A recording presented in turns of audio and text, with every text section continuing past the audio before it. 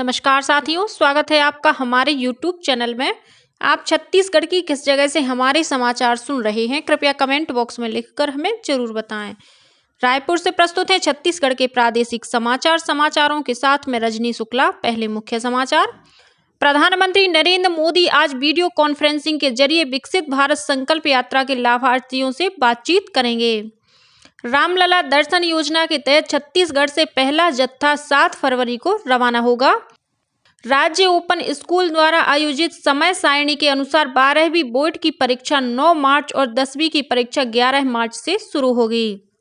और भारतीय सेना में अग्निवीर भर्ती के बारे में जानकारी देने के लिए आज रायपुर में संभाग स्तरीय कार्यशाला का आयोजन किया जाएगा। अब समाचार विस्तार से। प्रधानमंत्री नरेंद्र मोदी आज 18 जनवरी को वीडियो कॉन्फ्रेंसिंग के जरिए विकसित भारत संकल्प यात्रा के लाभार्थियों से बातचीत करेंगे। इस कार्यक्रम में देश भर से विकसित भारत संकल्प यात्रा के हजारों लाभार्थी शामिल होंगे। इस अवसर पर प्रधानमंत्री जनसमूह को भी संबोधित करेंगे। रामलला दर्शन योजना के तहत छत्तीसगढ़ से पहली ट्रेन 7 फरवरी को रवाना होगी। इस ट्रेन को दुर्ग से रवाना किया जाएगा। यह जानकारी मुख्यमंत्री विष्णुदेव साय ने कल रायपुर में आयोजित श्री रामोत्सव सबके राम कार्यक्रम में दी। कार्यक्रम को संबोधित करते हुए उन्होंने कहा कि आदिवासी समुदाय भगवान श्री राम के सबसे ज्यादा करीब हैं। प्रभु के वनवास के दौरान की सुंदर स्मृतियां इनके साथ हैं। उन्होंने कहा कि 22 जनवरी को अयोध्या में होने वाली श्री रामलला की प्राण प्रतिष्ठा को लेकर देश दुनिया में उत्सव का माहौल है। अयोध्या में 22 जनवरी को श्री रामलला के प्राण प्रतिष्ठा को लेकर छत्तीसगढ़ में भी उत्साह का माहौल है। इस दिन प्रदेश भर में विभिन्न कार्यक्रम आयोजित किए जाएंगे। इसके लिए राज्य सरकार ने तैयारियां शुरू कर दी हैं। संस्कृति मंत्री ब्रजमोहन अग्रवाल ने कल रायपुर में पत्रकार वार्ता में बताया कि संस्कृति विभाग द्वारा 20 जनवरी को शाम 6 बजे से रायपुर के पुलिस परेड मैदान में गाथा श्री राम मंदिर के नाम से कार्यक्रम आयोजित किया जाएगा। इस कार्यक्रम में 2000 वर्षों के इतिहास के साथ ही 500 वर्षों के संघर्ष को भी शो के माध्यम से दिखाया जाएगा। कार्यक्रम में प्रदेश भर की रामायण मंडलियां भजन प्रस्तुत करेंगी। श्री अग्रवाल ने बताया कि लाइव डिजिटल बैंड के साथ बॉलीवुड के कलाकार कार्यक्रम पेश करेंगे। मुख्यमंत्री विष्णुदेव साय ने कल बालोद जिले के गुंडरदेही में आयोजित कार्यक्रम में 173 करोड़ रुपए से अधिक के विभिन्न विकास कार्यों का लोकार्पण और भूमि पूजन किया। कार्यक्रम में मुख्यमंत्री ने हितग्राहियों को शासन की विभिन्न जन कल्याणकारी योजनाओं के तहत सामग्री का वितरण किया। श्री साय विकसित भारत संकल्प यात्रा के तहत आयोजित शिविर में भी शामिल हुए। इस मौके पर उन्होंने प्रधानमंत्री आवास योजना ग्रामीण और शहरी के तहत 5 हितग्राहियों को 25-25 हजार रुपए का चेक और प्रधानमंत्री उज्ज्वला योजना के तहत 11 हितग्राहियों को गैस कनेक्शन प्रदान किए। कार्यक्रम में मुख्यमंत्री श्री साय और विधानसभा अध्यक्ष डॉक्टर रमन सिंह ने श्रद्धालुओं को रामचरितमानस दिए। इस दौरान तुलसी मानस प्रतिष्ठान की ओर से 3000 मानस ग्रंथ भेंट किए गए। चुनाव आयोग ने छत्तीसगढ़ सहित 5 राज्यों में पिछले वर्ष नवंबर-दिसंबर में हुए विधानसभा चुनाव के दौरान बेहतरीन काम करने वाले अधिकारियों के लिए 4 श्रेणियों में पुरस्कार की घोषणा की है। इनमें छत्तीसगढ़ की मुख्य निर्वाचन पदाधिकारी रीना बाबा साहेब कंगाले और दंतेवाड़ा के तत्कालीन कलेक्टर विनीत नंदनवार भी शामिल हैं। इन दोनों को बेस्ट इलेक्शन मैनेजमेंट अवार्ड दिया जाएगा। उप मुख्यमंत्री विजय शर्मा ने प्रदेश के सभी 33 जिलों में डायल 112 सुविधा का विस्तार करने के निर्देश दिए हैं।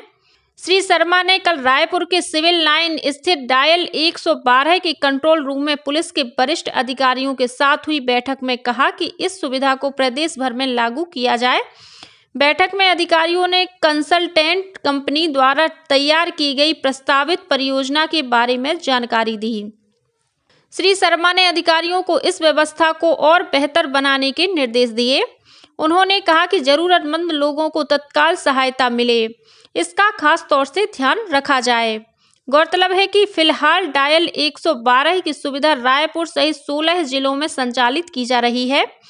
दूसरे चरण में इस सुविधा का विस्तार प्रदेश के शेष 17 जिलों में किया जाएगा। वित्त मंत्री ओपी चौधरी कल रायपुर के नेवरा स्थित शासकीय स्कूल में स्वामी विवेकानंद की जयंती सप्ताह के अवसर पर आयोजित युवा महोत्सव में शामिल हुए। इस मौके पर श्री चौधरी ने कहा कि युवाओं को स्वामी विवेकानंद और इतिहास में सफल विभूतियों की जीवन शैली को अपनाना चाहिए। उन्होंने कहा कि युवा असफलता से ना घबराएं। कार्यक्रम को राजस्व मंत्री टंकराम वर्मा ने भी संबोधित किया। महोत्सव में युवा कलाकारों का सम्मान भी किया गया।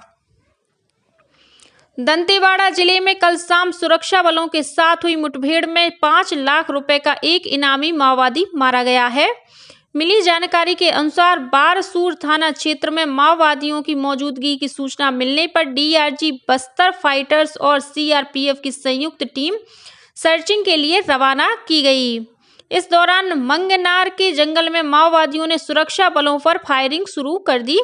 जवानों द्वारा की गई जवाबी कार्रवाई में आमदाई एरिया कमेटी का सदस्य रतन कश्यप मारा गया। मारे गए माओवादी पर वर्ष 2020 में बस्तर जिले के मारडूम थाना क्षेत्र में पुलिस पार्टी पर हमला करने का आरोप है, जिसमें 2 पुलिसकर्मी शहीद हो गए थे। वहीं बीजापुर जिले में 2 माओवादियों ने पुलिस के समक्ष आत्मसमर्पण किया है।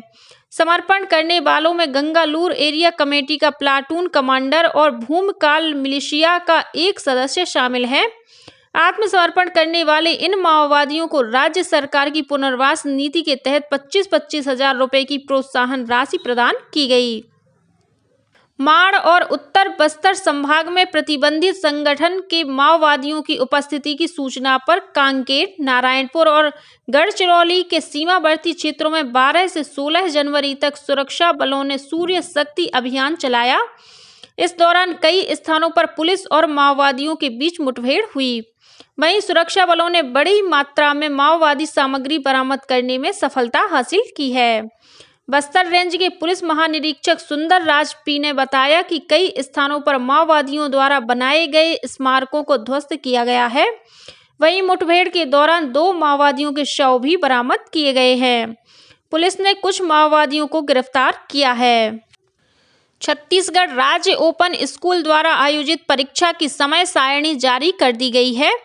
राज्य ओपन स्कूल के सचिव प्रोफेसर V.K. गोयल ने बताया कि 12वीं बोर्ड की परीक्षा 9 मार्च से शुरू होकर 6 अप्रैल तक चलेगी। वहीं 10वीं की परीक्षा 11 मार्च से शुरू होगी, जो 3 अप्रैल तक चलेगी। परीक्षा का समय दोपहर 1:45 बजे से शाम 5 बजे तक रहेगा। विद्यार्थी परीक्षा से संबंधित जानकारी कार्यालय की वेबसाइट के अलावा आसपास के अध्ययन केंद्र से प्राप्त कर सकते हैं। भारतीय सेना में अग्निवीर भर्ती के बारे में जानकारी देने के लिए आज 18 जनवरी को रायपुर के शहीद स्मारक भवन में संभाग स्तरीय कार्यशाला का आयोजन किया जाएगा। इस कार्यशाला में उप मुख्यमंत्री विजय शर्मा मुख्य अतिथि के रूप में शामिल होंगे।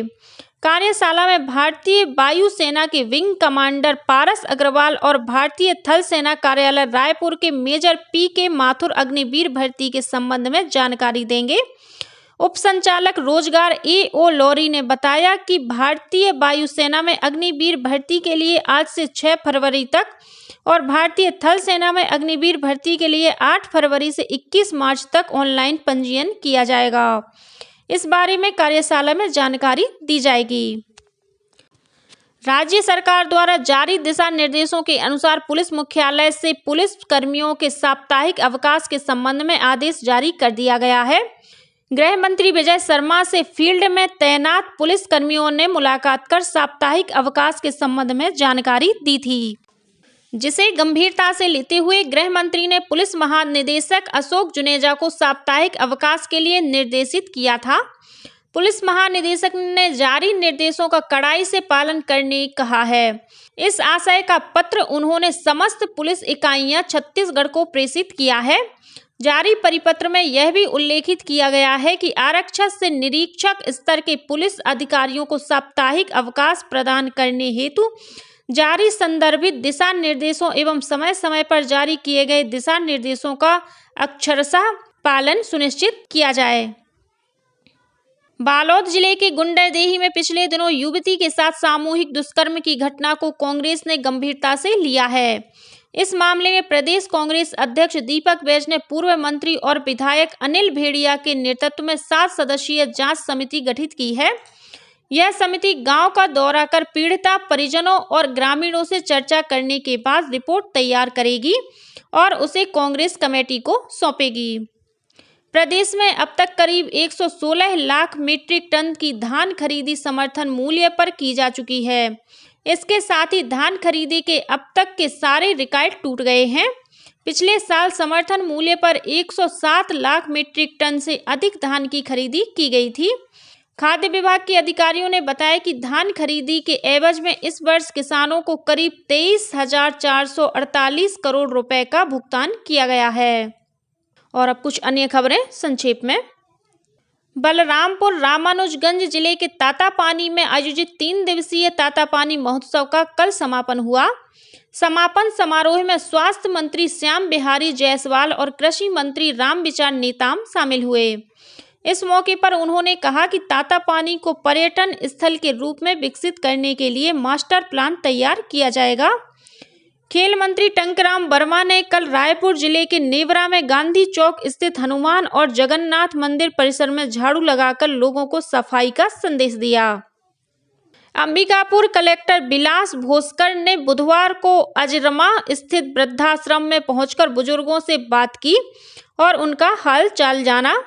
उन्होंने वृद्धाश्रम में बुजुर्गों के लिए उपलब्ध सुविधाओं का निरीक्षण किया और अधिकारियों को आवश्यक दिशा निर्देश दिए। और जिला रोजगार और स्वरोजगार मार्गदर्शन केंद्र रायपुर द्वारा कल 19 जनवरी को नवा रायपुर स्थित कमर्शियल कॉम्प्लेक्स सेक्टर 25 राखी में रोजगार मेले का आयोजन किया जाएगा। इसी के साथ छत्तीसगढ़ के समाचारों का ये बुलेटिन समाप्त हुआ। नमस्कार।